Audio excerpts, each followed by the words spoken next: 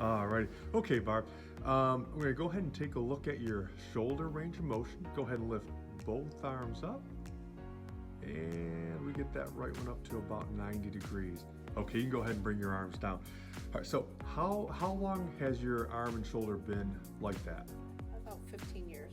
About 15 years? Okay. How many doctors or other practitioners have you seen for? Approximately. 4 or 5. Seen about 4 or 5? And what have they told you about the shoulder so far? That just loss of range of motion and to do physical therapy and stuff. Okay. And I've done it and it helps a little, but it still doesn't. But you still have decreased range of motion. Yeah. It just hasn't caught up. Where would you put it as far as pain levels go? From 0 to 10? Right now, about a 6 or 7. About when a I 6. raise it. About a 6 or 7 when you raise it. Okay.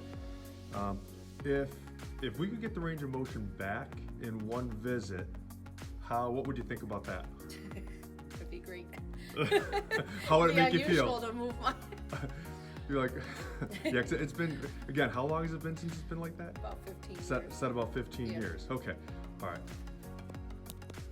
All right, Barb, and go. Let's go ahead and take a look at it. Lift up as high as you can. And look at that. What do you think?